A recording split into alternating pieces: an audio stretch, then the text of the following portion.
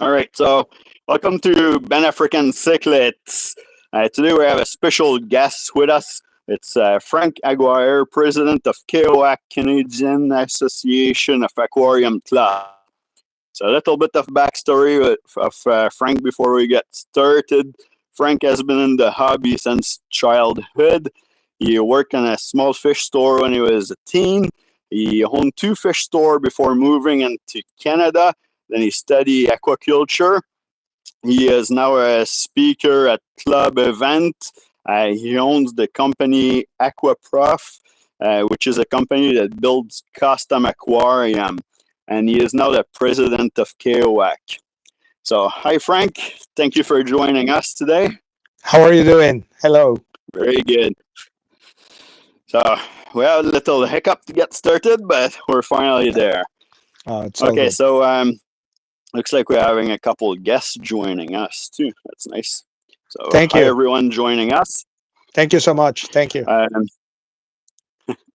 So, if you guys want to find out more about Frank accomplishment and have more detail, we either going to have to make another video, or if you're part of a Canadian Fish Club, then you can book Frank to be a speaker at your club. Mhm. So, Frank, can you tell us a little bit what is CAOAC? Definitely. We are a non-profit corporation comprised of club members across Canada. This is an umbrella association that holds uh, all the clubs that exist in the country. So it's a national association. And because our nature of non-profit, all the executives that we serve for CAOAC, um, it's a volunteering position. We don't perceive any salary. We don't profit, and we are here because we are enthusiasts of the promotion of the aquarium hobby, but also because we love the hobby. We hold the hobby of tropical fish keeping to the highest.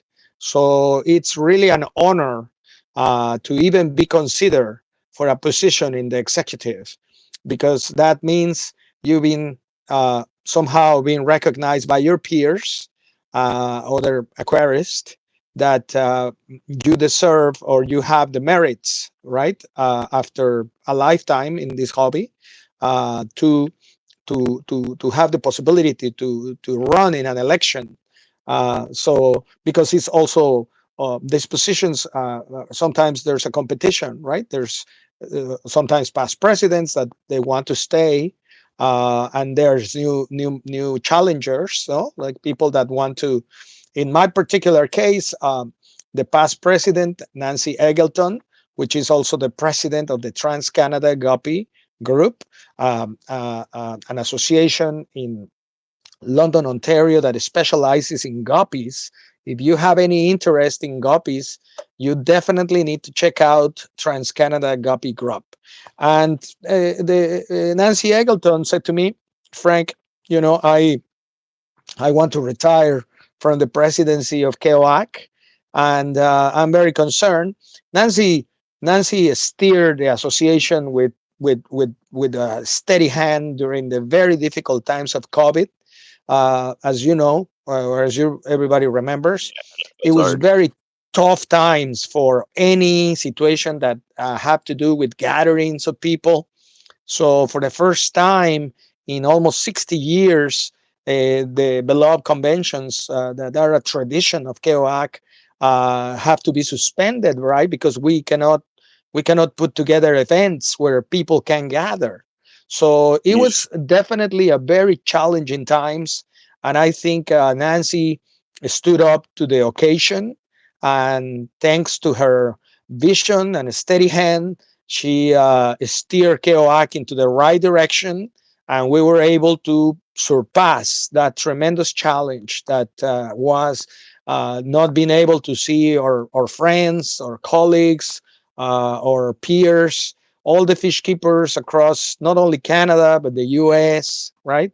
All the associations were a little bit in disarray, but in the case of Canada, we managed to weather the storm very well. Everybody was very disciplined, and as a matter of fact, even though, as you knew on the news, right, the virus was very unpredictable and caused a lot of unfortunate deaths and critical situations, I will consider that the the the the, the balance, if you wish, is that most of KOAC members went by on the scatter, and everybody just follow the rules.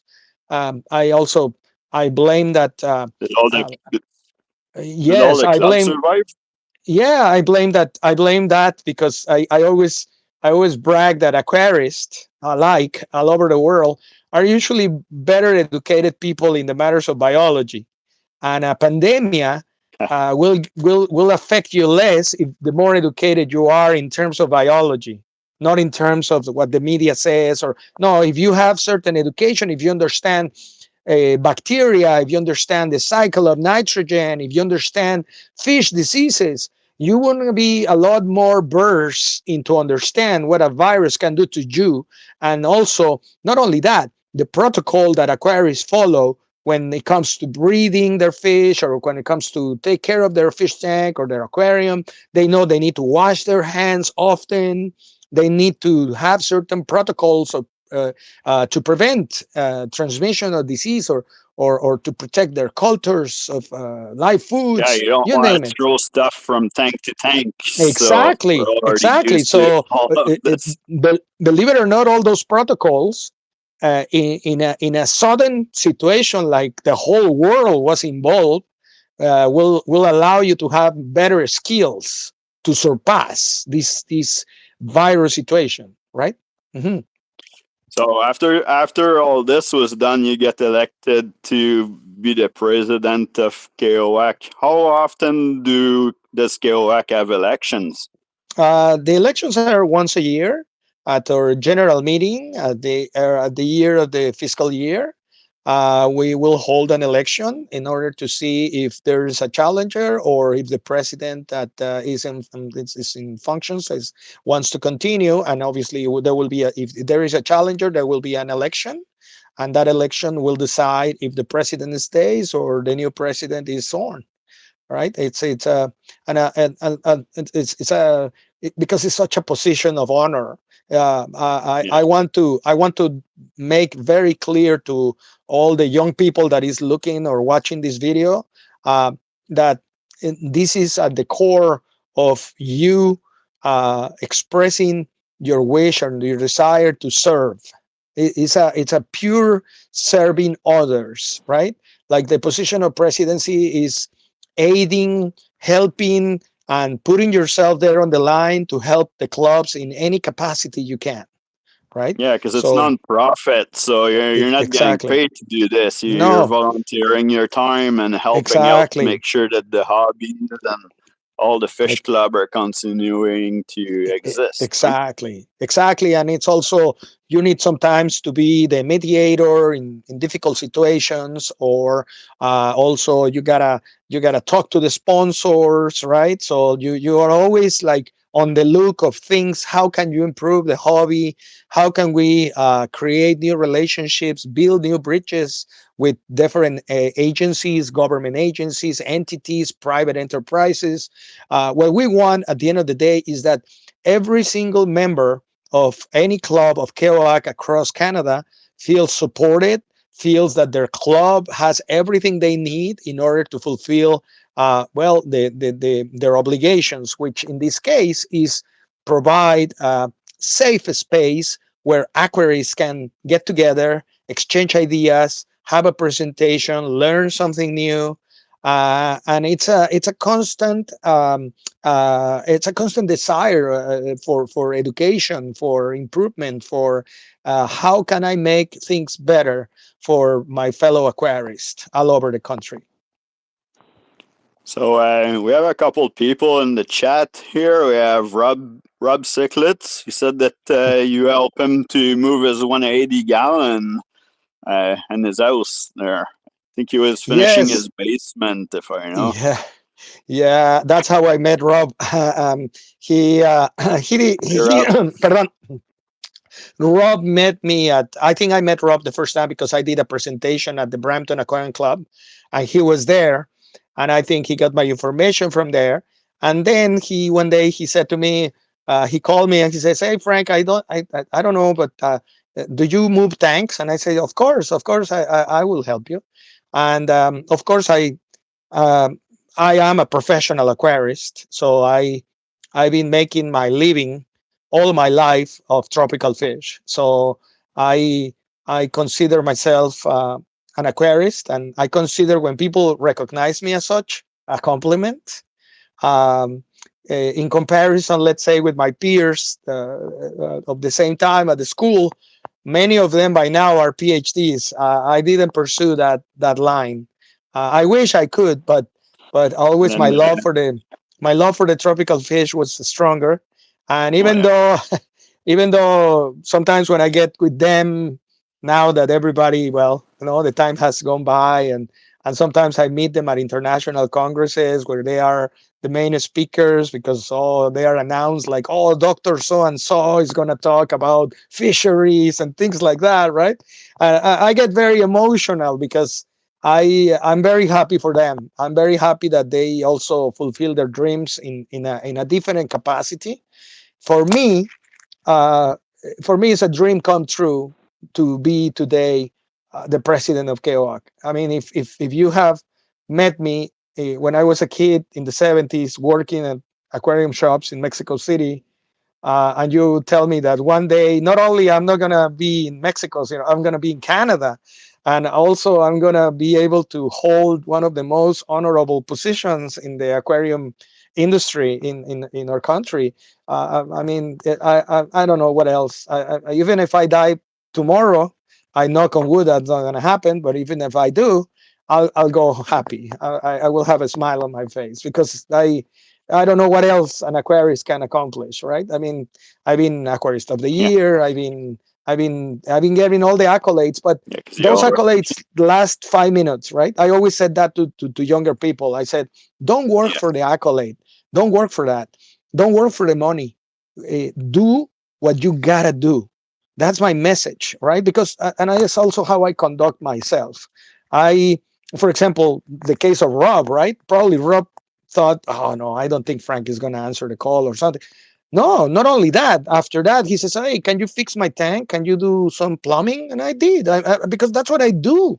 Like for me, there's no small job, right? Like I mean, if I can help you with your 10-gallon tank, I was helping another person with a 10-gallon tank and some guppies the other day, and that happened because their neighbor bought from me a custom aquarium, like something crazy, and he says, "Hey, my neighbor has these problems with his guppies. Is there a possibility?"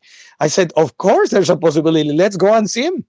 And we went, and I explained to him that he didn't well, have to yeah. As clean. aquarists, we always want E- people e- e- to exactly. succeed in the hobby Yes, and have yes, as much passion as us. Right? exactly. Yeah, I we just will be want to say a quick, there. quick hi Exactly. to. I just want to say a quick hi to Lian Monjoy. Oh, She's an Lian. executive in our Hello. club. She Yes. joined us, and Uh, uh, YL Hi. Williams is here too. Hello. I Thank had a you guys for blast joining going us. to your club. I had a blast going to your club a few months ago when we did a presentation on Synodontis catfish. I think Yeah, we have a lot of fun that night. And as you can see, for me, that alone is like a dream come true. The fact that clubs invite me, I feel such honor that the clubs consider me a possibility for me to come and share with you my experiences as an aquarist and as a biologist and as a person that I just love fish. yeah, I know that some people might say, well, but how come the business is so successful, right? I said, well, the success of the business has not has a lot to do with how we do things, and we don't do things for money. That I want to establish that from the very beginning, because yeah, when I was exactly. 20 years old, and I opened my first fish store. um, I remember a lot of people said to me, "Oh, I think you went too big. I don't think you're gonna do well." And believe me, I never had those ideas in my head. The only reason why I opened a store was not needed even for the business, and the only reason why I opened a store is because that was the only possibility I had to have more fish tanks and to have more species available to myself. So it was a Yeah. little bit of a struggle You want sometimes to to be able to sell. collect everything, eh? Yeah. So that was really that, and it was unbelievable because the store became such a success. Like sometimes when I look at Mike Vendura with Fanatics, i I see so much of me on him. Like we are excellent friends, and but Oh yeah, when he's I a see great his guy. store, I think of me when I was in my 20s, because I was a very successful store owner in those years. And um, and then obviously I specialized, but I started obviously getting into more specialization. Yeah. um, I think we're but going to have to do a special video about everything that you accomplish, yes, because there's absolutely, yeah. it's very, very interesting. And I don't think you do go to club to explain that part of what you've been going through. You go for like species, like talking about fish usually when you go to club. So it might be like really interesting to see like this side of you and all those stories too. And then Yes. we're going to get back into that in a minute about speakers and speakers for club and how KOAC helped to help club finding the speakers. But we're going to come back to that in a few minutes here. Okay. So we talk about KOAC, what's KOAC, how Hmm. often how often you guys meet. No, we talk about the election. We didn't talk about how often you guys meet and how many Hmm. members are part of the KOAC to Hmm. help with um, taking care of all this, because this is like a big association. You guys are It is. overviewing all of Canada, not just Ontario. Yes. Yes. We are very lucky that So there's 19 clubs right across Canada, with the majority of them in Ontario for now. And but it is quite an enterprise to be on top of all the needs and all the situations that arise in human activity. I mean, when you are involved in human activities, definitely there's going to be situations all the time. There's going to be issues that need your attention. There's going to be situations that require correction or recommendations. I need to make this very clear for all our viewers that CAOAC is not an association also that holds any executive power over the clubs. CAOAC is more like an organization that gives recommendations. A lot of times people said to me, hey, if you as president of KOA can help us to do something. And I said, not in that capacity. I can offer you a recommendation. I will get you resources. I will advise you, definitely advice of all kinds. Uh, and we will aid your association or club in order to sort out whatever issue that comes your way. That's how KOAC operates. yeah, because correct me if I'm wrong, but you all the members of KOAC are part of Fish Club too, and you guys like most of them have lots of knowledge and experience with Mhm. the executive part of the club. So Mhm. you are able to guide like question that people might have, like the executive might have question to be able to run their club properly, right? That's Exactly. where you guys are assisting. Exactly. And also we encourage them to, for example, KOAC is not in charge of organizing the annual convention, right? So Yeah, we're going normally, to talk about that in a okay. couple minutes too. Yes. So we're going to zoom back at this. So how many people does it? How many members does it take to run KOAC? Like Yes. Well, it's actually a larger team than just the executive because there's other volunteering position. But the 7 executives that serve actively in the executive that is elected every year in CAOAC, all the positions are for election, and some of them are not challenged, and obviously the incumbent normally chooses to stay. For example, it's the case, for example, of the treasurer or treasurer, which is somebody that Albert Montfort, that is somebody that we really appreciate his wisdom and knowledge, because one of the most difficult things, believe it or not, to manage when you are in an association is the treasury, the funds. It's always a very, very delicate part of running a successful enterprise. And because, as I pointed out, there is this volunteering aspect of it. There's been difficult situations regarding the funding, the funds that are there, right? So, KOAC right now is working actively in not only legislating but reforming some of the bylaws that we have in place, um, in order to prevent future events where the treasury of a club might get abused, right? Like that's something that I determined to get to the bottom of it, and I will make all the precautions and all the amendments to our constitution as a suggestion. Of course, they need to be approved by all the clubs, but I believe that is common sense, simply to protect something that is so delicate, which is the funding that the clubs work so hard through the year to promote and to gain all the events they have, the memberships that the members pay, the sponsorships that they get for their auctions and their events through the year. So it's a lot of work, and it's important that we have very specific measures to protect all that hard-earned money, and also to secure and ensure that the clubs will never be in a situation of disadvantage just because somebody will try to pull a fast one on them. Mhm. Yeah. Um, how where does KOX located? Do you guys Ah, meet at a certain place, or because you might have members all over Canada? So how do you deal with this?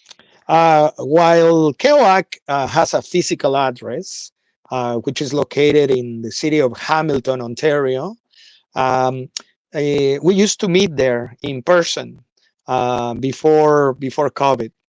And also, we used to have a computer open for the members of the executive that hail from other provinces. Um, in the case of Anne Marie Towell, she's in charge of the fish rescue program, and among other things. And but she hails from Alberta. So obviously, after the pandemic, after the COVID crisis, we became a little bit addicted to Zoom, and more than addicted, we consider it is more convenient for everybody involved to have a Zoom meeting, because that way everybody can participate. We can invite the clubs, to general meetings. So it's important for us that the clubs see the KOAC executive in action. What are we doing? What are we discussing? Because every item on the agenda is something that might affect them directly or indirectly.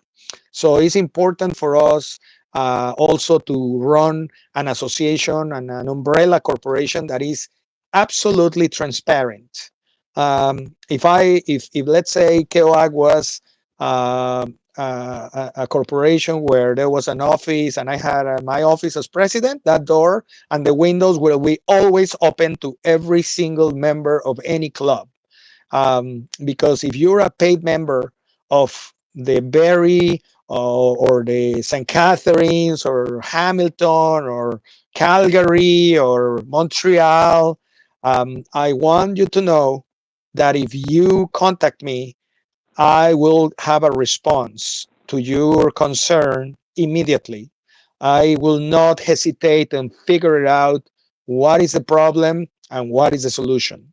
So I am available. About that, Yes. how many aquarium club is there in Canada? Well, there's Oh, sorry, I obviously cut you off. there's more than the 19 that are affiliated to CAOAC. A specific case, if you ask me, for example, you have the Marine Society of Toronto. It's a club with a tremendous tradition because I don't know, but perhaps for some of our viewers tonight, they might be aware of this tremendous, gigantic, massive marine aquarium show called Magna. Magna was created in Canada. The first ever Magna hold for the world to see was held in Toronto, Ontario in 1989. And it's the Marine Society of Toronto that gets the credit for creating Magna. Today, Magna is a crazy event that brings people from all over the world. And I always pull the leg of my American colleagues, and I said, "You guys stole the show." Right? I said, "Well, we Canadians, we are accustomed of Americans to steal everything from us. They steal our artists, they steal our movie stars, they steal our rock stars. That's all right. That's all right. Canadians are very generous, and we share with the world the good things we have." Yeah. Um, so how does KOAC like help Aquarium Club? You guys are supplying, I think, the help for if we need insurance for anything happens. Is that right? Yes, yes, yes, yes, yes, yes. Like for example, there are things like for example, KOAC aids the clubs with certain things like for example insurance, right? It's a lot easier on the clubs if a corporation like ours, an umbrella corporation, gets the insurance for all the clubs, right? It Yeah. aids in the cost tremendously. It reduces the cost for the clubs to operate in terms of that factor. If a club has the need to get their own insurance, insurance sometimes could be a liability in terms of the cost for clubs. So that is one of the things we do. Also, we have a very open relationship with all the presidents in order for receive advice and help that can go even to levels of economical or legal or situations where sometimes they are dealing with very specific issues. And so KOAC has at their disposal, obviously, resources, right? They will be directly or indirectly. And also, don't forget that we carry the representation of our country, right? When it comes to the international stage. When it comes to international stage, obviously I had communications with presidents of other like umbrella associations, like the New Zealand one, the Australian one, the American one, the European one. So obviously, and now we are making the grounds into getting to the associations in Latin America, because obviously taking advantage that my capacity as a trilingual person, I can obviously can speak the languages, and I can communicate very well with folks in other latitudes. And obviously, and we're open, right? We're very friendly. We are a Yeah. friendly association. We definitely we are a serious association. We take very seriously all the issues and all the responsibilities that we fulfill. Um, like meeting minimum 6 times a year. I prefer 12. I double it because I like to see everybody once a month, and I like them to come to the meetings and to express their concerns and to let us know how we can help them out. And of course, there's never a shortage of problems. There's never a shortage of issues. And of course, I'm more than happy. I'm very active with our executive.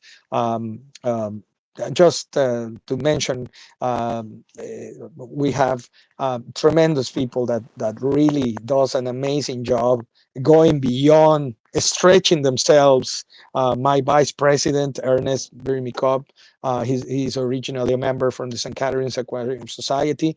He is a professor of finance, and he's been a tremendous advisor in terms of how we can improve the financing and the money management for not only KOAC but also for the clubs. Right? It's an example that I Yeah. can give you. Yeah.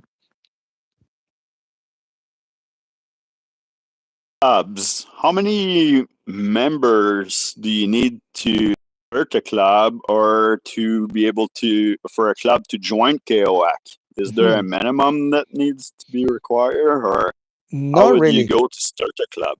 Not really. And that is important to establish, right? It's important that um, people understand that creating a club has to be created for the right reasons, right? Yeah. We've been we've been catching people that is trying to open a club because at the same time they are trying to open a fish store, and Oh yeah. usually that there's a conflict of interest there. So we prefer that such a situation never occurs, right? If you're opening a fish club, it's better if you, first of all, are hobbyists that have already a group of friends or a group of people with like-minded. They are trying to put together an association. There's no minimum number, like people can be, like I mean, uh, they can get together. The point of this is that groups can be formed and can be registered to KOAC as long as they pursue a legitimate purpose in the study and education in aquarium topics. That is the main purpose of this, right? And obviously, they will have to get enrolled into the insurance thing. They will have to pay certain fees. And once everything is legit and certified, they will be given the recognition they deserve. Um, of course, that at this at this stage of the game, if you like, it's KOAC has been in business since 1959. So by now, most of the groups of interest, like the killifish, the guppy fish, the catfish group, like all those groups are already formed. But of course, there's new trends and not that new, because sometimes the old is the new, right? That It just come the, back. exactly. I mean, when people come to me and says, "Oh, the biotope, what a great idea!" Well, that's what I used to do when I was a child, right? I Yeah. used to go and collect fish and plants and put them together and try to impress my mother. My mother was an avid aquarist. She loved to breed her goldfish in those concrete ponds that they used to have available in the area of Mexico where she was born. And as a young woman, she used to collect goldfish and breed them. So obviously, she always showed me that, and I think I was very impressed since I was little, seeing my mom doing that. And she will show me the roots and all the eggs that they were sticky, and we're gonna put them in another pond and wait, and then the green water to feed them. And Yeah. it was just crazy. It was just unbelievable for me. uh, I, I don't know. I don't think my dad saw that, because my dad obviously wanted a complete different story for myself. But but I don't think my dad was paying attention that my mom was showing me all these little things that for me were incredibly fascinating. Like I just cannot get out of that. Yeah, Yeah, and then I guess it's that get you started and interested and then grow into the hobby, I guess. Eh? exactly, Um, exactly, exactly, exactly. to Yeah, and of go back course, to yeah, it's just go. it's that passion, right? Oh yeah. to go back to CAOAC, because this is like we keep talking about the Aquarium Club and CAOAC are non-profit organizations and Mm-hmm. clubs. Um, how does CAOAC make their money to keep going, and how does club work together with this? Like, I know that for Aquarium Club they do auctions. Is there like a KO to find their fund? We get our funding through obviously sponsors, but also at the convention, part of the deal at the annual convention that we organize or co-organize with the club that decides to host it.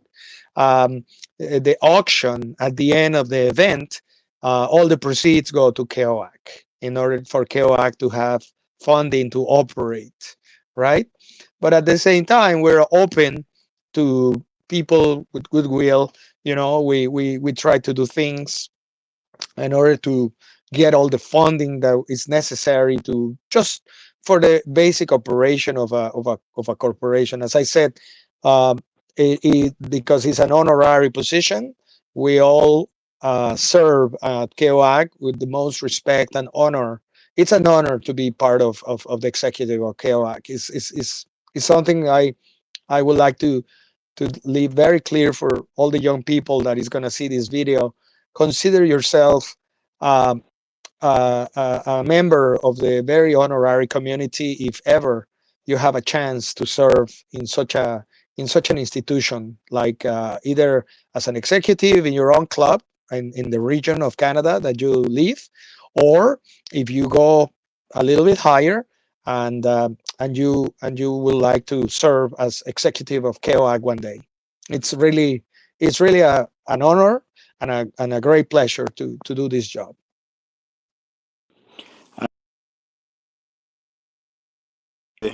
Change it up, but I know Sure. that you've been a speaker at our club, and I'm not like I'm new in the executive work for Hmm. the club, Hmm. so I don't know. How do you find the speakers for the club? Is it like something that KOAC help, or they have a list of speakers, or I don't It's know, like where do you start with exactly this? exactly. It's a very important topic. So for the clubs that are watching this and for people need to figure it out how speakers are made, right? Um, First of all, there's been a tradition among all of us that have the privilege to be part of the roster of the speakers of KOAC. But for future speakers or for people that is considering launching a speaker bid or become part of that like hall of fame of personalities, right, that do the speaking engagements for KOAC, um, all of them have something in common. They are very accomplished aquarists. They are a specialist. Um, like you have from brass, I can mention Udo Roman.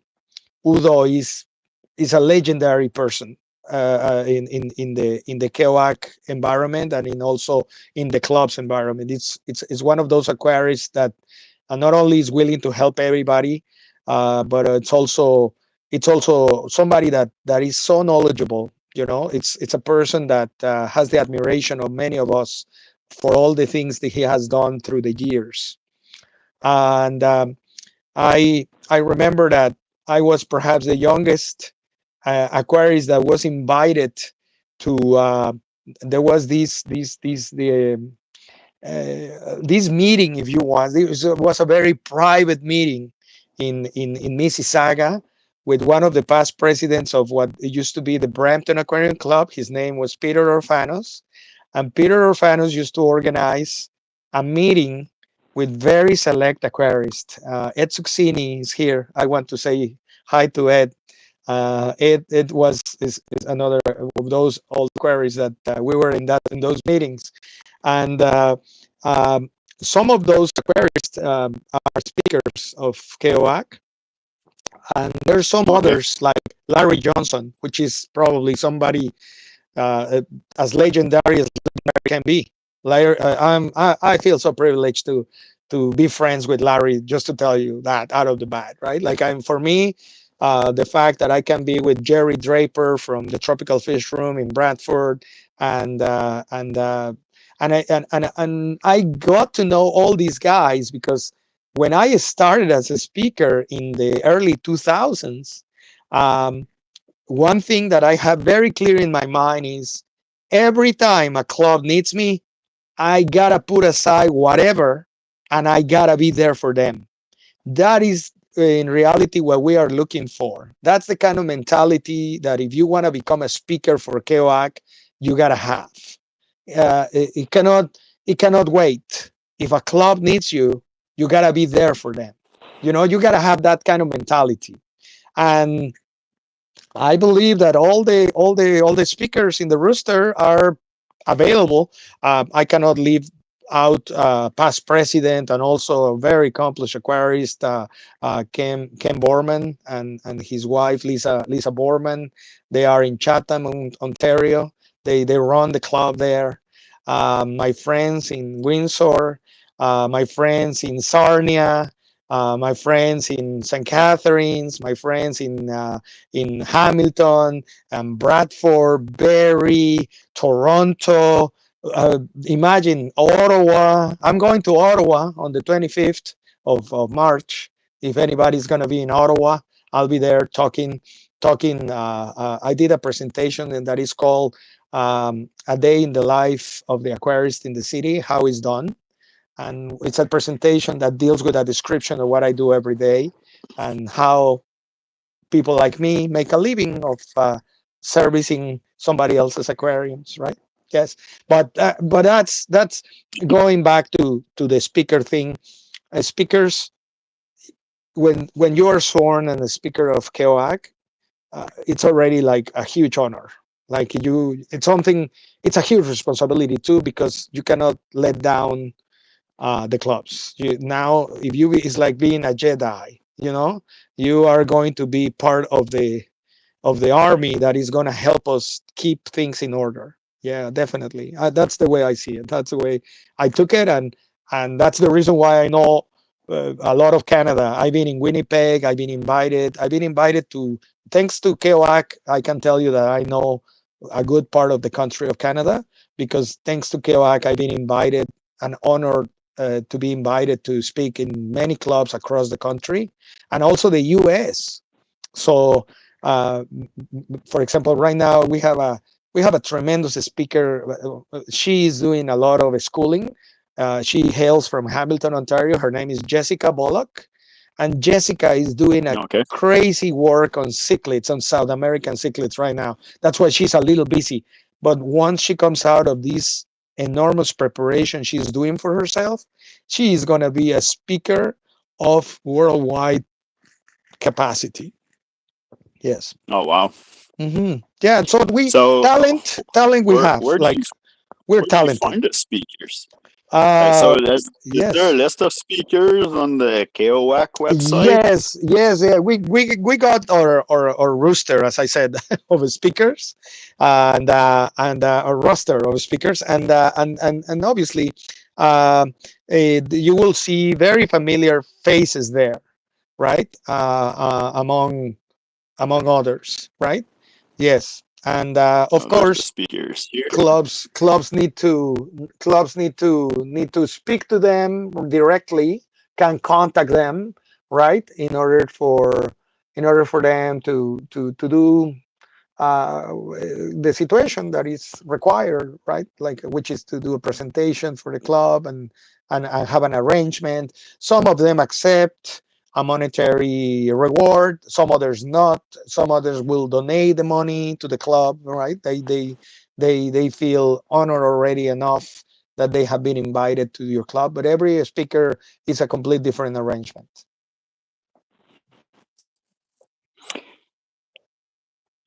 Yeah, I think we looked over the speakers. So yeah, I saw that under resource. If you go on the Canadian Yes, Association of Aquarium Clubs or the KOAC absolutely. website, there is Yes. the list of speakers here. Yes. Yes, Um, all the speakers that are there is available also to the you. list of events that's going on too. Yes. So yeah, all the clubs, most of the clubs are doing auctions and to raise fund for the clubs to be able Hmm. to get speakers in to come and teach us more about, because speakers, like you were saying earlier, they're all um, really specialist in their field and the fish that they've been studying, or it could be anything too. Like some of them are specializing in like building a fish room too. And if you want to learn how to build a fish room, you can Hmm. get the speakers that will teach you from like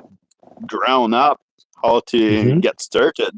Hmm. Um, so yeah, this is great to that you could go on the Canadian and to the CAOAC website, find the speakers, and I think if not all of if they're not all there, then we can contact KOF members to know if there's somebody and what we're interested in hearing about is available. Exactly. Yes, definitely. We encourage that, and of course, um, we will do everything in our power to also um, make the connection right with the right people for whatever is your interest or the particular interest. Sometimes clubs even call me and they say, "We don't have a speaker for this month. Help us." So I start talking to some of my friends, and I said, "Hey, we need a speaker for this club." For example, imagine I was incredibly surprised because the other day I've been attending some of the meetings at the Peel Region Aquarium Club, and they hit it out of the park. They brought the fish curator of the Royal Ontario Museum, Dr. Lujan. Dr. Lujan is a world class speaker. Dr. Lujan not only knows fish, some fish that are in the aquarium trade are named after his last Oh, name. really? Think about it. Like that is another That's level very of impressive. that's another level of aquarists, right? When your name is already in a species, that's a different achievement. And so Dr. Lujan has been incredibly gracious. I'm about to respond to an invitation that I have to go to see him at the ROM. My office is not too far from there on Avenue Road, so Oh, I will invite him for lunch, and we're gonna discuss fish. And he promised me to take me to see the fish collection, which is something that every ichthyologist dreams about, right? Like that's we can sleep and eat and live there for the rest of our lives, just classifying fish and counting scales yeah. and genetics and discovering things, and that's what Dr. Lujan shows on his presentation. And we talk that perhaps he's going to be one of our main speakers for our next convention, for our next great convention that we're going to discuss in a near future meeting with the clubs, if there's anybody interested in hosting the 2024 convention for the Canadian Association of Aquarium Clubs. Mhm. When they do that, they usually pick one club, or does club team up, or is it like a region that hosts it? How does this work? Traditionally, it's been a few clubs start bidding. Imagine a bidding for the Olympics or the World Cup, right? So Yeah. I love that analogy. Um, so, but lately there's been obviously after the COVID situation, everything diminished because everybody was being cautious, not for any other reason. So um, Stuff started and exactly. rolling, So we are in that process, and then but it's gonna happen. absolutely it's going to happen. And on top of that, um, we've been trying to experiment with certain things. Last year, we somehow got involved with the Canadian Expo that happened in September, and we wanted to experiment how that goes. Right? It was more like an experiment rather than something that we wanted to do permanently. So we have a great experience. That's my point of view. Obviously, this is the point of view of the actual president of CAOAC, because I'm entitled to one, right? So, but not everybody probably shares with me that point of view. But it's because there was aspects that have to do with the social. Um, KOAC Yeah. Aquarists are very accustomed to see their friends and to be very like close to each other and to have very good time. And because the venue, it was too big, too huge, so we didn't have the same approach. It was a very different approach. So looks like perhaps we're going back to a more traditional type of convention. We celebrate our convention in a hotel. We'll have our events, we have our speakers, we have our auction, and who knows? Maybe we're going to do it in Toronto. So we are close to Ripley's Aquarium, and the people that come from all over the place to the convention will see the what Toronto downtown has to offer. Right? Like we Yeah. don't know. I'm just throwing my hat on the arena. I don't know. I'm not. I don't. I'm not going to say more because I'm just No. speculating. Right? But to actually state fact and not speculate here, we can tell the list of events that are coming up. And so I'm on the I'm on the KOAC website right now under Mm-hmm. the event window, and it looks like the Hamilton Spring Auction is coming up on March 23. There's Yes. the Durham Region Yes. Aquarium. That's Yes. April 14. Sarnia Spring Auction. That's April. That's right. I'm a member of Brass Spring Or friends of brass. are April 21st. Mm-hmm. We're moving location right now. We find another location that's more suitable for everybody. And yeah, everything's starting to get together right now. We're almost ready for it. The next another event will be the Trans Canada Guppy Group Mm-hmm. World Show. That is Yeah. September 12th to 15. If you're a guppy enthusiast, that's the place There's you gotta also be. the Sarnia Yeah. Fall Auction, Mm-hmm. September 21st. And the last event that I see on the website is Oktoberfest auction and show. Kitchener, This Waterloo. one, I oh, Kitchener, okay, that's where it Kitchener, is. Waterloo, and their Oktoberfest, which is So it's a there's tons of tradition. events that are Oof. going to happen right now. Absolutely, yes, and it's not here yet, but because we are confirming with the association, the club from Windsor, Ontario. I believe they're going to have an event in May as well. They're going to have a big event in May. It's going to be posted shortly. They haven't confirmed. I request from them the confirmation, and we are working with them right now on that. So that's another thing that KOAC does, right? We promote all these events. We are on top of them. Um, Clubs, the only thing they have to do is notify us, and we will try to give them as much diffusion as we can, right? Yeah, for sure. Yeah. Absolutely. Now there's couple really important subject that we need to touch before we wrap this up here, No problem. and one of them is about CAOAC and aquarium clubs help with fish rescue. And we're not Yes. talking about fish rescue of, hey, I cannot sell my fish. I've been trying to sell it on my own on KGG for a while. Can KOAC put it on their website? But we're talking about helping people that really cannot take care of their fish anymore for Hmm. some reason or Hmm. another, Hmm. and needs to have a home for it. That's So right. how does KOAC see or help people or find ways to rescue those fish? First of all, one of the things that we need to clarify is that I don't want anybody to have the wrong impression that CAOAC has a fish tank somewhere and we can hold anything. That is not the way it works.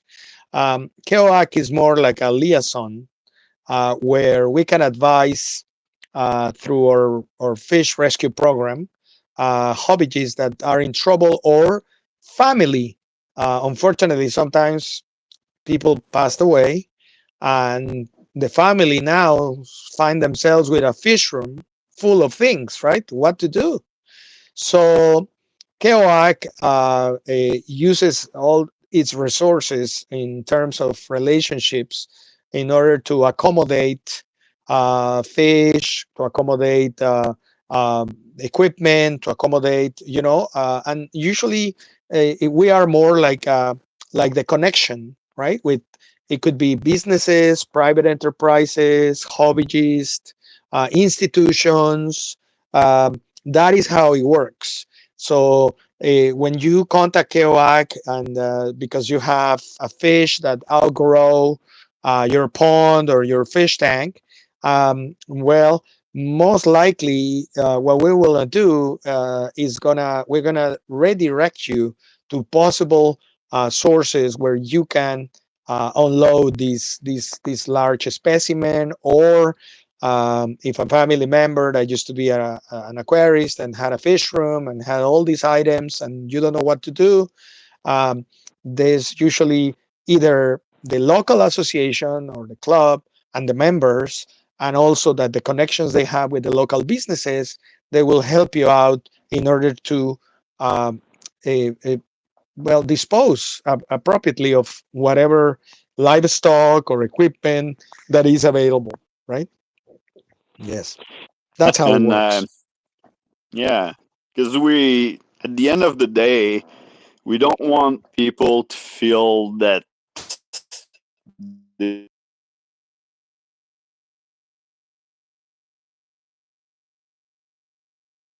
wrong way in a stream and like I cannot take care Yes, of it. I'll absolutely. put it back into the nature. No, not at all. So can we can we touch about invasive species A a hundred little bit? percent. 100%. And If you go to our website, the first thing you're gonna see is a welcome to KOAC, and other than my picture of myself with my first president's message, um, you're gonna see that on our left we have the various invasive species and also a quick guide to invasive aquatic plants on my right.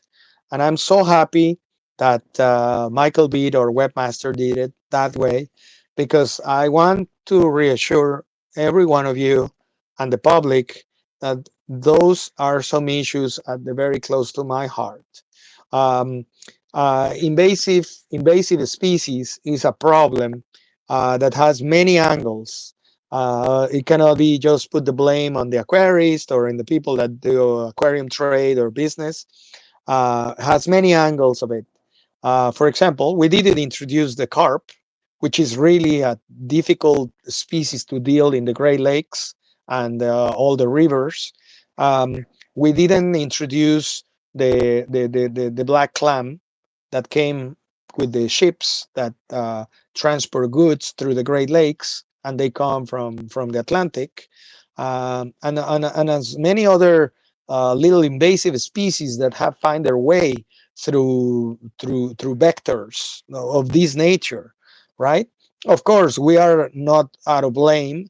There's been unfortunately bad actors, like they are in every family. There's always a bad apple, yeah, and there's been unfortunate introductions of non-native species into our waterways.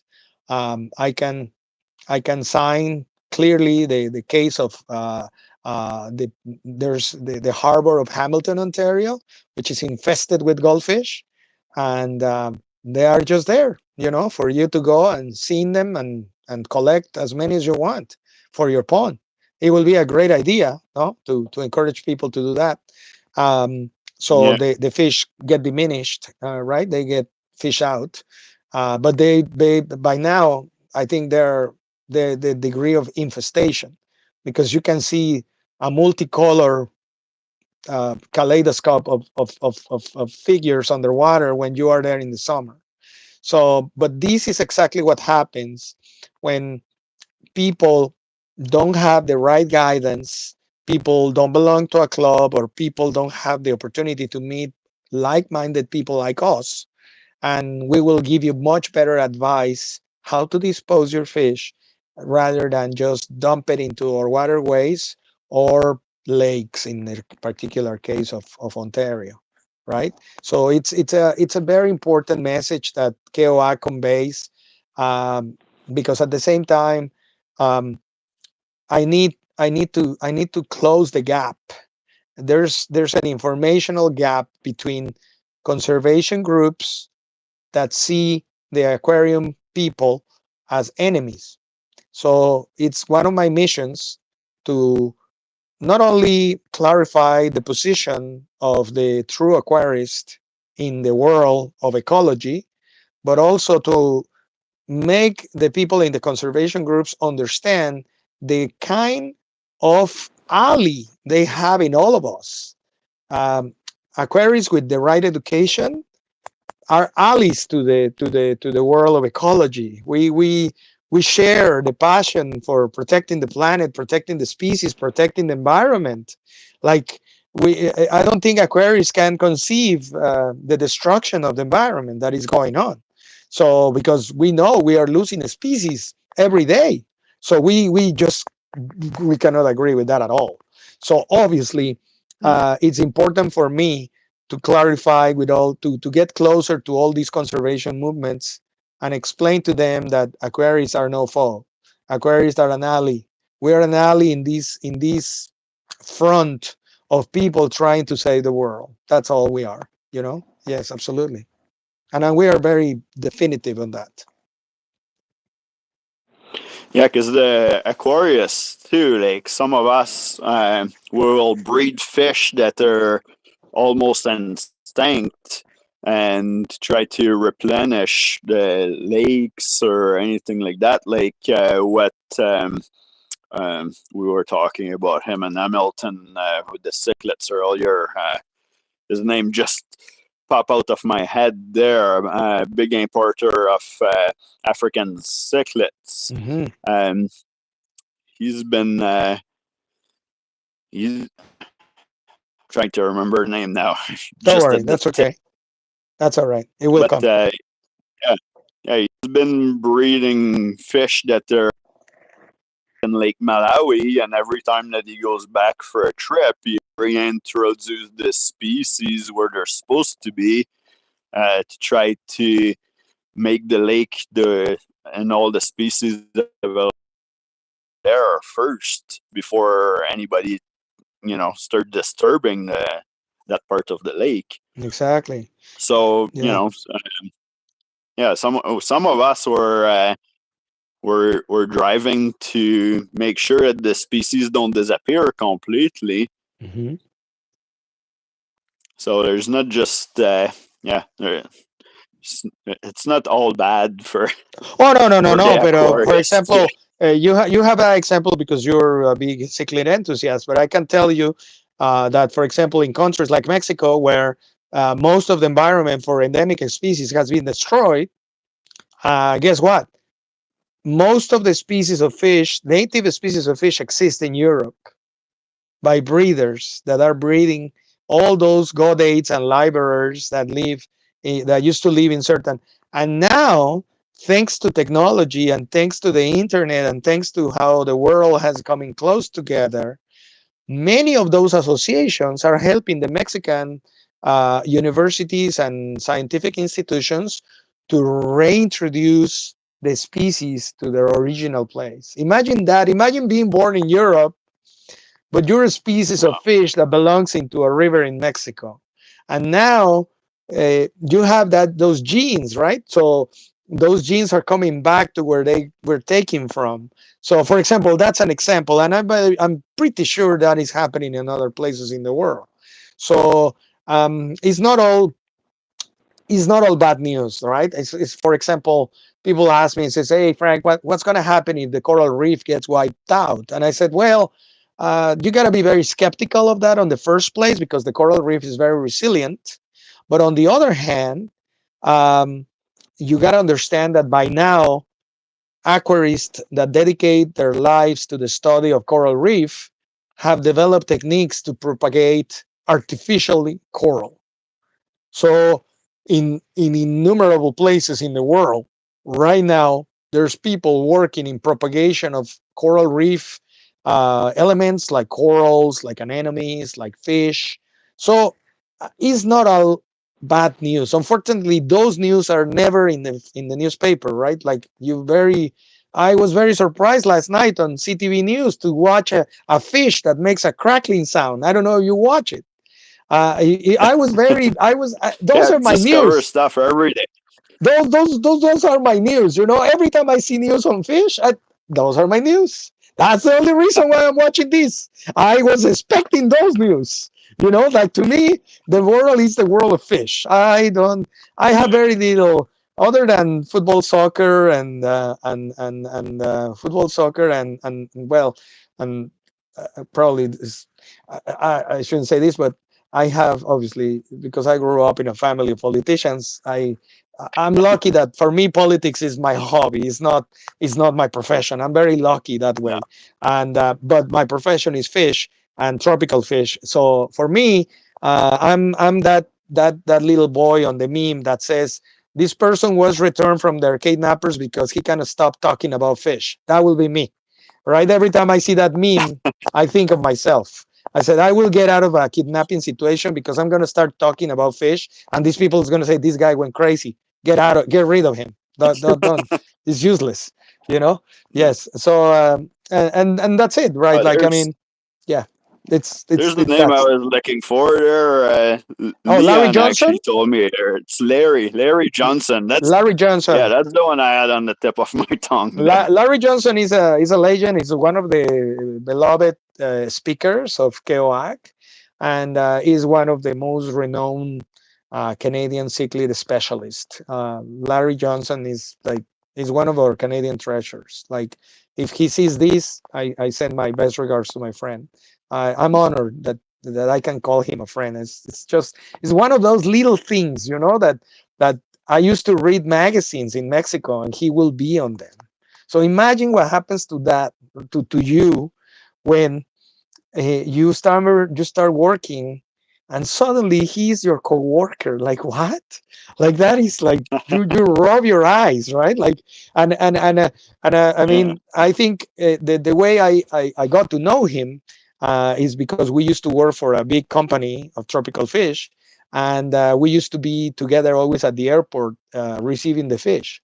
So he will tell me all the stories about when he used to be a police officer in Canada, and obviously it's funny though because imagine two fish nuts not talking about fish. We were talking about every daily life chores and everything else, and oh my That's god, like funny. we shouldn't be spending time talking about something more fish related, right? But no, we were there bored at the airport because the shipment is delayed, and now we're gonna be there until 4 o'clock in the morning, and then once we get our fish, we gotta go to our respective stores and start putting away all those fish. So imagine that, right? So it's just the daily routine that takes you sometimes Yeah. away from the things that matter.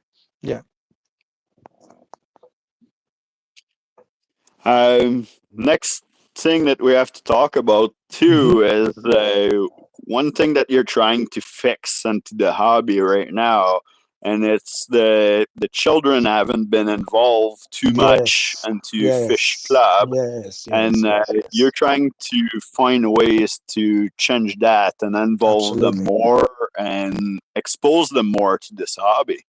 100%. I mean, it's one of the things that in a way, well, I think we all people that grew up without electronics, it's harder for us to understand the realities of a child today, right? Because we don't Yeah. relate. It's difficult to relate. I mean, if you have a childhood free of electronics, how are you going to relate to a kid of today, right? So in order for me to get in touch, I rely on my daughter, right? My daughter is a young person. She was born in 2007. So she's one of those kids that was born with an iPad, right?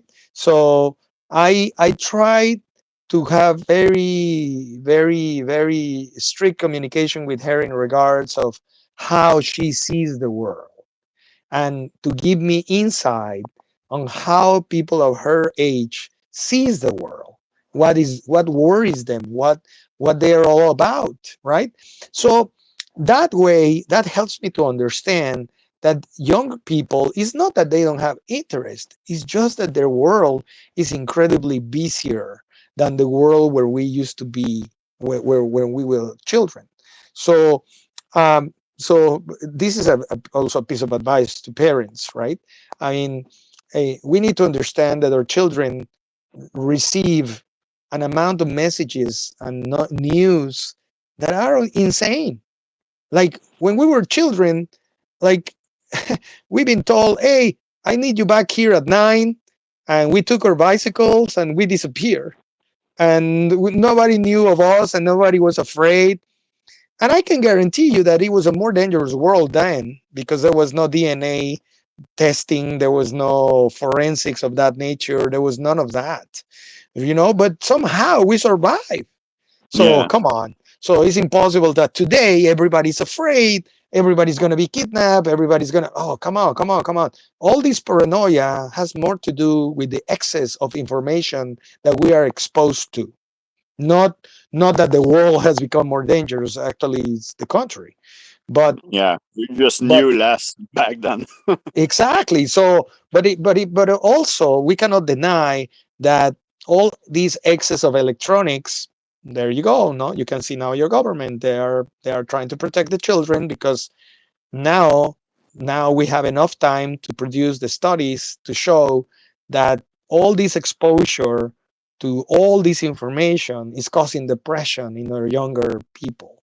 It's causing, they are struggling. Why? Because now they are exposed to a crazy scenario. Like neither you, neither me, neither Larry or Leanne, we never worried about likes.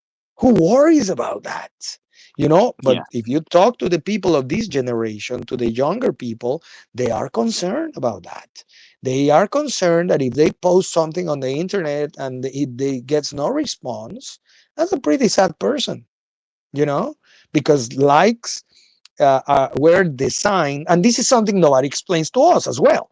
But that system of liking things, of reacting to things, it has a more perverse dark side, and that is to control people, to make them slaves. And that's why people just cannot let go the phone.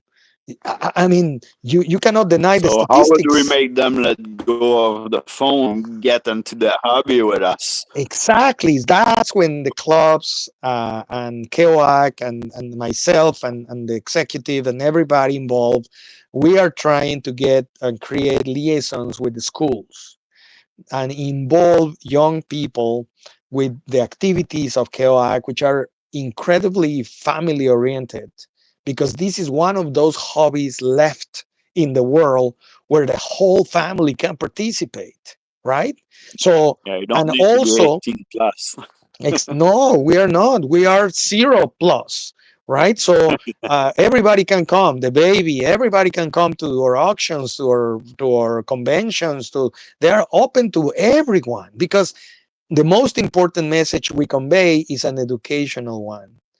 We cannot deny that an aquarium is an excellent tool of education and the classroom, in the home, in the environment, wherever you put it, in the office. Uh, Not only that, it's been proven over and over again that children that grow up with a pet, could be a fish, could be a dog, a cat, but a pet, a reptile, develop responsibility habits faster and better than those children that are not as lucky to have the exposure to a pet from a younger age. So And what we are saying here, exploration too, right? Because absolutely. then Imagine you see the you can you see like how the fish interact with the snail, for exactly example, yes. or But how it, it but moves ex, the it, surrounding to make a nest, or and here is when I'm making a pitch to any government, could be liberal, Republican, Democrat, I don't care. For me, politicians are saying to us, "Oh, we are very worried about the environment, and we're going to impose on you a carbon tax." I say, "Okay, fine. What are you doing to educate the public so the public understands your carbon tax, so the public understands what you are doing, what you're doing?" Most of the population have zero ecological education. So when you are saying these yeah. things, they The are only not thing I understand properly. about carbon tax is I bring They, less money home. exactly. They are not understanding your message. You are getting out of touch. Why? Because the population doesn't have any education on ecological matters. So here, CAOAC is offering you an exit to that problem. How are we going to solve that problem together? You government and us CAOAC, we are going to go to the schools and offer to all the students on certain grades that the clubs and CAOAC can offer you to fulfill your hours as volunteer, helping us in our auctions, in our club organizations, and at the same time, you might become an aquarist, right? If you have any interest in science, in biology, why not volunteer for all of us? At the end of your period, you will get all your volunteer hours registered, and that way you fulfill one of your obligations as a student, one of the requirements at least. And on the other hand, I want I want to get closer to the ministries of education to explain to them that we cannot continue talking about the end of the world, the global warming, this and that, and all these agendas, while our children are not receiving any message, any education on the matter that is appropriate. And what I mean by that, a child will learn a lot more from taking care of a fish tank at the school than any book you can give me at any time. You know, a Yeah, boring that's true. lesson where I tell you, "Oh, kids, look, let's read on page 7. The fish need to." No, no, no, no, no. We have a fish tank. We take care of it. The other day, we washed the whole thing, and we lost all the fish. Why that happened? That's a lesson. Yeah. Or why is the water turning green right now? What do we have to Exactly. do to fix that? E- Exactly. Oh, we feed so much and all the fish die. So you see all those little things that happened to many of us when we were children and we were practicing with our first fish tank. Those are things that I want to happen in the classroom at a very young age, because if that happens, our children really gonna have an opportunity to understand how the ecology works. We need that. We are thirsty of that education, because if we really want better citizens in the future, we need to start when they are young. We cannot tell you or Rob or Leanne or Larry or me at this stage of our lives, "Here's a carbon tax, deal with it." Of course everybody's going to hate it. We don't care. We don't understand why you're dumping this on me like I'm not already being taxed to death. Like, come on. So, but is more complex than that, of course. But I'm just making a little bit of mockery of it. But the thing is that we need to get serious on the agenda of children involvement into the aquarium hobby and into children education in terms of the world, and how the world really works, how it's important to understand the nitrogen cycle, why it's Yeah. important to understand the ecology of a fish tank. Yeah. We're we were talking about that the other day a little bit together, and I took that idea that you had about trying to recruit students in high school to do their volunteer hours. Yes. And this week we have next month we have our auction at the end of April for Hmm. brass. And then I approached my son's high school and I asked, like, hey, do you have any volunteer that needs hours to finish their community service to graduate from high school? We're willing to offer them to come and help us for the day during the auction. They'll learn Hmm. something and then Hmm. they'll make their hours, and it's a Hmm. win-win situation.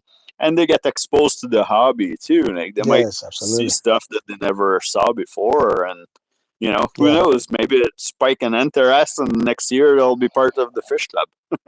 Imagine, I mean, it's because we are missing out. What if the next Darwin is among us, among our children, and we don't know about that? The next scientist that is going to tell us how we're going to harness all that carbon we've been storing in our atmosphere that is changing the climate. Like we need solutions. Most of the news that you hear, unfortunately, are catastrophic, and we have enough of that. Our children are afraid. The public is afraid. No, we cannot live like this. We need to find solutions. We need to hear from younger minds, fresher minds, how we're going to fix these problems. And I guarantee you, if we start a program with younger aquarists, with these children as they grow up, as they develop themselves, they will come up with solutions because is how it works. People start getting into challenges and they find solutions. And if there's any group of people in a hobby that I know they are very resolute in finding solutions and they are very imaginative about it, the aquarist is a good bunch. I'm telling you. I'm telling you, aquarists are people that are always figuring out things. And that is something that I think enriches your education to levels that every parent will be proud of their child if they can somehow see the progress, right? Like, look at that, my daughter, wow, now she's talking about how it works, how the world works, and why it's important that we don't keep storing carbon in the atmosphere, or the oceans acidification, or the changes in the temperature and things like that. Like, why, right? And to distinguish, like, the effect of El Nino, which is what is bringing us this February. I don't want people to think that has anything, well, has a lot to do with everything, but mainly is about that current of hot water that starts in Peru and the Pacific and comes all the way to the north, and then brings all these changes. That's why we've been having such a warm and dry uh, start of the year, if you don't mind. With a lot of places in the Americas, Mexico is in a drought. The parts of Canada, of central Canada, were very dry, and the farmers are very concerned that perhaps there's not going to be a good harvest. So all these issues are important for children to get a handle on, and then start finding solutions as they develop and as they grow up. Because why? Because that's what fresh minds do. Fresh Yeah, minds can have another angle. Maybe you've been seeing at the same angle on how to breed certain cichlids and you just can't figure it out. But somebody younger comes along and says, Benoit, come on, didn't you see this? Oh my God, how many times that happens? Like, happens all the time. All you need is just a fresher point of view, right? That helps you to get out of that circle where you've been like a hamster with fighting with the same idea over and over again. So I believe that we need to give the new generations also a chance to be better prepared. And an aquarium, I don't think is a tool of education that will be out of date anytime soon. I think um, no, having an aquarium, as I always said, is like playing astronauts, because that's really what you're doing. You're taking a bean that is being from many, many miles away from its own original home, and you're trying to recreate their home in a glass, in a box glass. So if that is not playing astronauts, I don't know what it is. But that's exactly what we are trying to do in the future when we go and find our lives in other planets. That's exactly how we're going to have to do it. We're going to have to create an aquarium for people to be able to live there while the yeah, environment outside is completely harsh. Well, tell me, I mean, maybe I'm wrong, but that's exactly what aquarists are doing since the beginning. They are taking They're the something that future of doesn't the belong. Aquarius. Imagine, right? I mean, they're taking something that doesn't belong there and they're putting it into this box for observation. But at the same time, Yeah. you're controlling all the parameters, right? So, I mean, that might sound crazy, but when you start thinking about it, what do you think we're gonna do when we go to the moon and establish a human colony there? We're gonna have to put him in some sort of aquarium for So humans, right? So, anyways, but we can. I think we can talk all night, but obviously, I know you need to wrap up this. I'm sorry. that's okay. So yeah, about CAOAC, do you have anything else to that we didn't touch tonight that you would like to add? We Well, touch about Aquarium Club. We touch about like how yes. KOAC works a little bit. How Hmm. Hmm. we touch about invasive species, how to get children involved, about fish Hmm. rescue. Hmm. Is there anything that we didn't touch? We want to. I want to express on behalf of the executive and myself that we are working very hard to make sure everybody's needs, every club's necessity or request has been dealt with, and no matter the issue, we'll be there to support you. We'll be there to give you all the means and reasons to be successful with your aquarium club. And one way or the other, we'll go through 2024 on regards of the convention. And of course, we are looking forward as well to 2025, where our friends from Quebec have shown interest in organizing the 2025 convention, which it will be a tremendous achievement for the Montreal Aquarium Society, and for me, it will be something like a dream to have finally a convention in Quebec, because it will be a challenge for because it will be a convention in French, and I think a lot of people sometimes get afraid of that, but I believe that as technology has advanced, now we have apps that can translate at the moment whatever language you are hearing.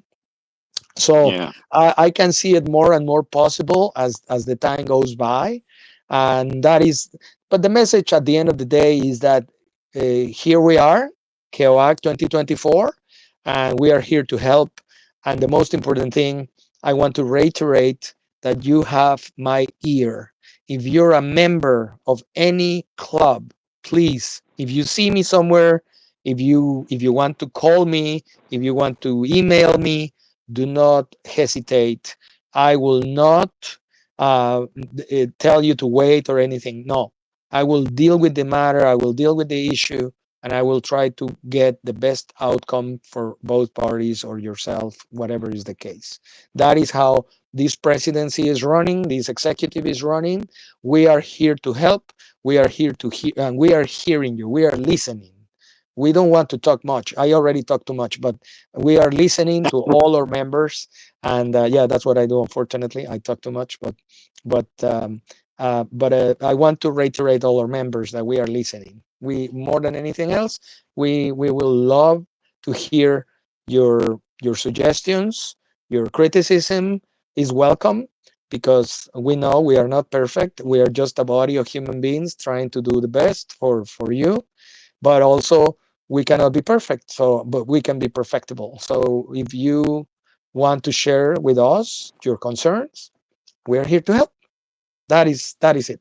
Thank you so much, Benoit. Thank you all for yeah. being here Thank with you, us tonight. thank you everybody for watching. It was a pleasure to talk with the people in the chat. If you watch this video later on, feel free to comment. If you have any question, I'll do my best to be able to answer all of them. Thank you very much, Frank, for taking the time to chat with us today, this evening, and clarifying a little bit more what KOAC is Welcome. and how it assists in the fish hobby for everybody. And everybody that's still watching out there, click the subscribe button there because I'd like to see you in the next video. All right. Thank you Thanks so a lot, much. Frank. Thank you, everyone. Thank you very much. Thank you to Brass. Thank you to you, to your kid, and everybody there. And thank you to the Mujos for being here. My good friends of all life since I've been a Canadian member of CAOAC. Thank you, everybody, and thank you for inviting me and listen to this crazy aquarist. I'm not as crazy as my friend Chris Biggs, the mad aquarist. I'm not as crazy as him, but I still have hair. And but definitely we are good sports. We are good friends. But anyhow, we thank you always, and we thank Oh, every but it's single great member. because you need somebody Thank you. that have that kind of attitude that's not afraid to talk, right? Yes, thank you. You need Yes, somebody absolutely. that's like right there, that's have something to say and is not afraid to share it Hmm. and listen to everybody else and put the comments. And Exactly. so, I don't. Thank you. Thank you.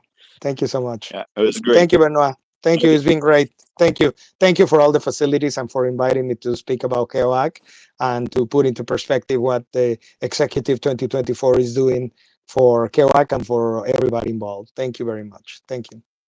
And also, if I forgot to mention somebody, please don't take it personally. I know all of you, I love you all. Thank you. All right. Thank you. Thank you. Have a Good good night. night. Bye for now. Good night. Good night. Good night.